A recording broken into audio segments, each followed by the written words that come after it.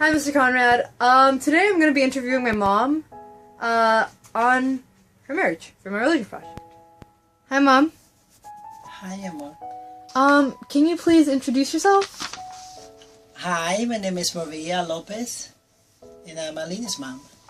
Awesome. Would you be willing to do an interview? Absolutely.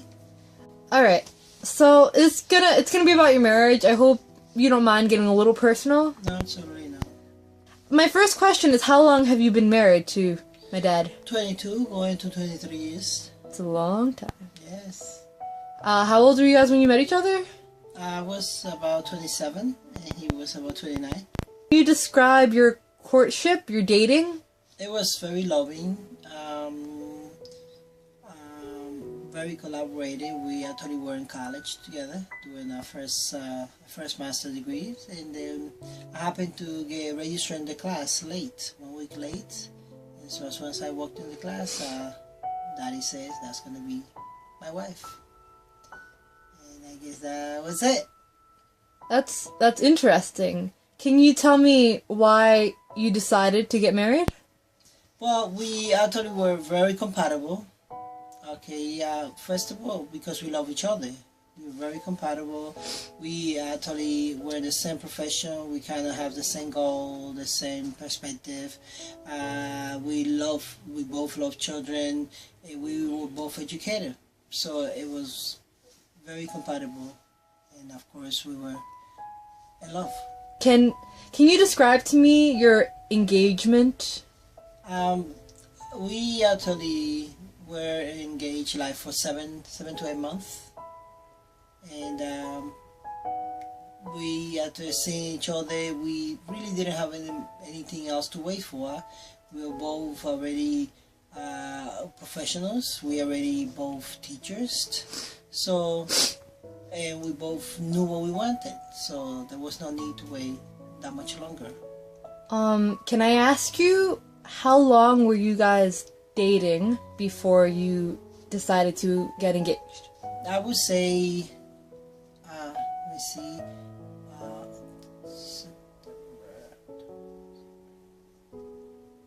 about 5 months. You were dating for about 5 months, and you decided that this is your soulmate, you're gonna spend your life with them? Absolutely. That's scary? No, really, because we felt it from the beginning that we were in love, and that's what we wanted. Is it anything like true love at first sight, or like it seemed you guys could make it work? Could be, but it also was that it was kind of developing, it was unfolding as day passes. We understood each other, that we love each other even more. How old were you again when you got married? I was, I think, 29, 28, something like that. Yeah. That's older, on the older range for marriage. Mm-hmm. What were you looking for in a spouse? A loving, caring, nurturing, supporting person that would actually be able to be with me in good and bad times, and that has the same perspective, that has the same belief, and that has the same sense of family that I do. So a lot of what you were looking for was mostly based on values, not really superficial. Absolutely, yes. Looking for a long marriage, I see.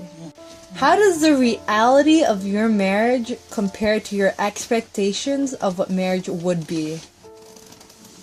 It's pretty close. I think it's pretty close, but pretty close. I was looking for somebody that loves me, that takes care of me.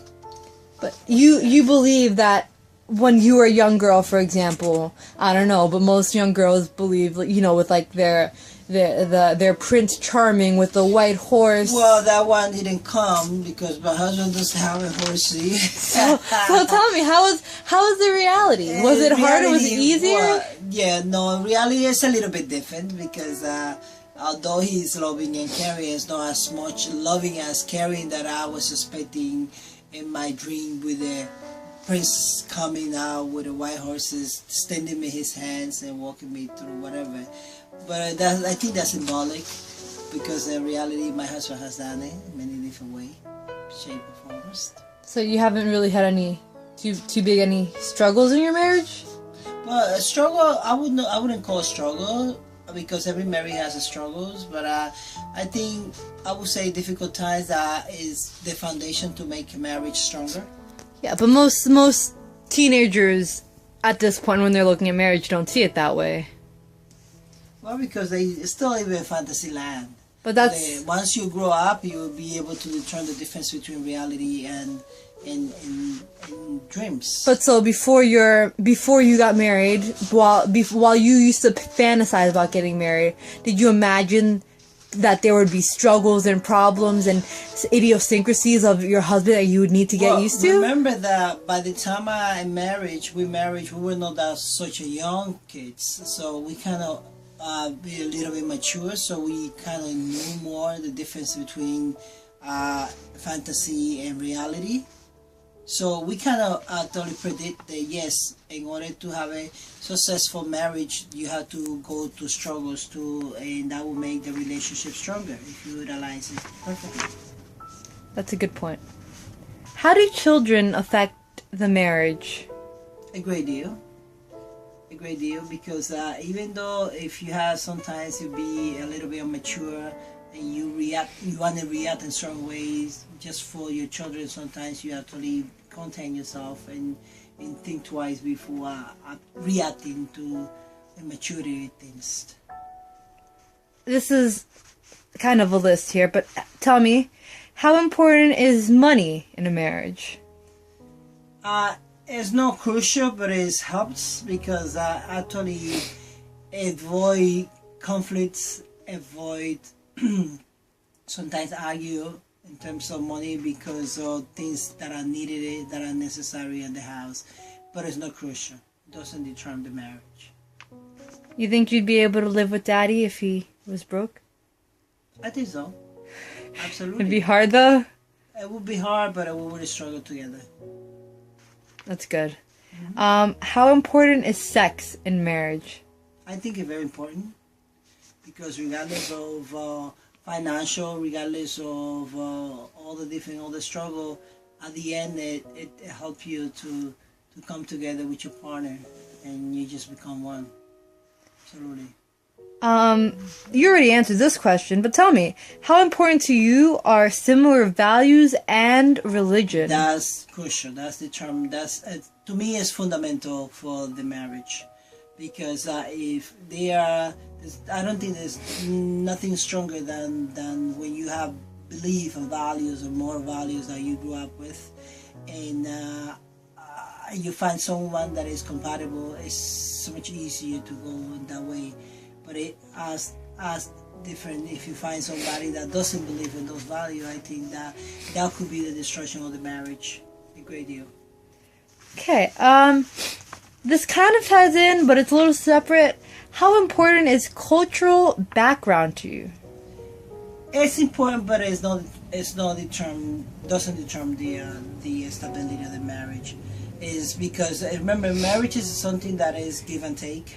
And even though you might have different culture, you still be able to compromise to be able to come as a couple. It is very important. It's good. It's easier to think in the relationship, because then that also impacts sometimes in what you feel there is a moral value, because what might be important to me as a value may not be important to the other person. So that in that sense it could definitely impact the marriage, but it's not doesn't determine that the marriage will be destroyed just because of that. Can your husband, my dad, what is he the same culture as yours? Yes, the same culture, absolutely. Is he the same nationality? No, different nationality. Did that affect anything at all? Not really. A few things. Well, there's a few concepts. Yeah, there. He believed it in one way, and I believe it in another way. Like what? Like how to raise children. That's a pretty big one. And some points it was a little bit different. But mostly, most of the time was the same. Gotcha. And last, how important is age difference to you? Well, I believe, I think it should be important. I really can't tell because my husband and I only 2 years away, 2 years apart. So, but I'm assuming it should be important because you grow together, you grow old together, and you go through phases almost together at the same time. As was if the difference is 10, 20 years, what might be important for me right now won't be important for the husband if he's 10 or 20 years older. So I believe it should be important. I know you're saying it's important. Just a little question off to the side. Your parents, can you tell me the age difference between them? Yes, absolutely. They are 9 years apart, and so far it's been wonderful. They love each other, they support each other, and they don't seem to have any problem. Do you happen to know how long they've been married for? Oh, many years, all the 40-something years. 40-something years. Yes. With 9-year difference. Absolutely. And they still love each other and show emotions for each other and care for each other. And there seems to be a very excellent relationship. And I never, ever heard my parents actually even arguing. I'm sure they did, probably, but they probably did it when all the girls were not there. That's interesting. So yes, the relationship seems to be wonderful because we never heard them arguing. What advice would you give to teenagers who are dating and considering marriage? To first make sure that they need to be prepared emotionally, mentally, and educationally. So because even though you might love each other, definitely the lack of education and sometimes the lack of financial could actually end up in hurting the relationship, especially the lack of maturity. So I would advise them to really focus first on the students, in their schools and in their professions, getting prepared. And then if they really feel they love each other and they care for each other and their nature, then they should be able to get married. So in essence, you think that one should be independent for themselves, that is, before they begin depending on their partner. Absolutely. You should definitely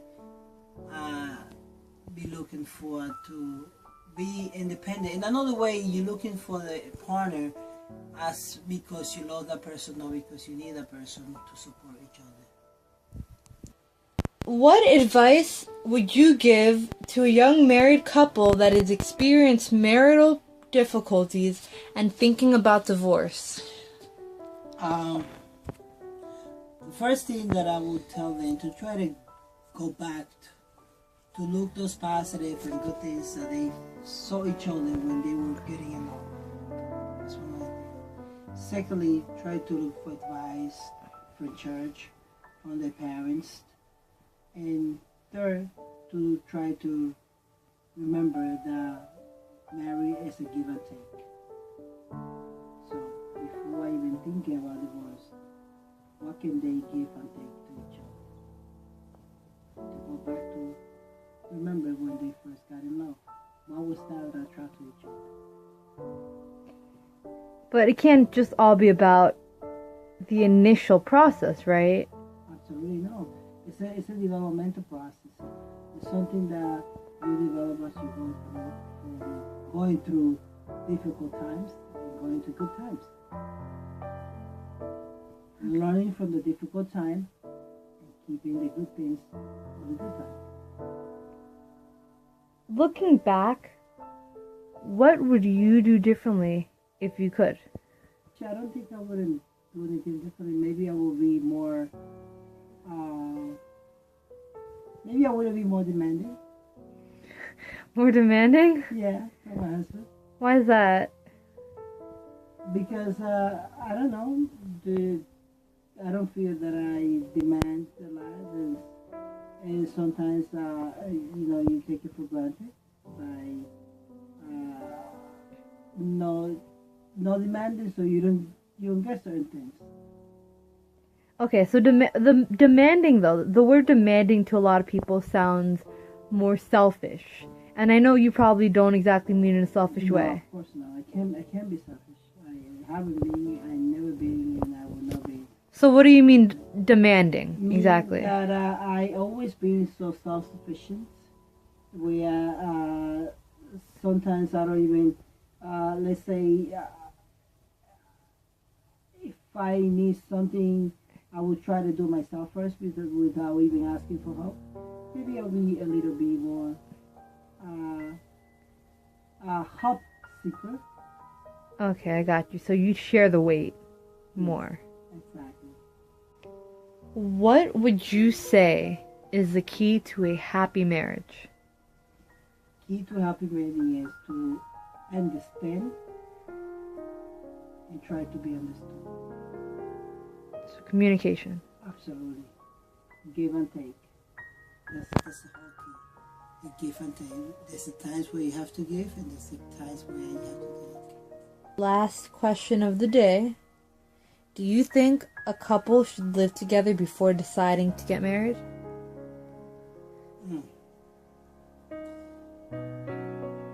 Well, my experience would say yes, but my moral values would say no. Can you go into further elaborate? Meaning that if it wouldn't be for the values, once you will have the opportunity to live together, you'll be able to find things, how compatible really you are in all the ways, shape, or forms before you actually make to a big commitment. However, my moral value actually is not aligned to that because I believe that you should go marry a nice and clean and without any prior relationships and things like that. So that would, I would say that I believe you shouldn't. You should not. You should. You're a little ambivalent on that question, or you're 100% sure? Not 100% sure. Okay. Well, that is the end of my interview with you, Ma. Thanks for helping me with my religion project. I'm hoping Mr. Conrad gives me 100. Thank you. Kiss the camera goodbye. Goodbye, and thank you. And I hope that I have been able to serve to any of you, and that you have been able to get at least some information, valuable information for your future. That was my beautiful mom speaking. All right, Mr. Conrad. Bye.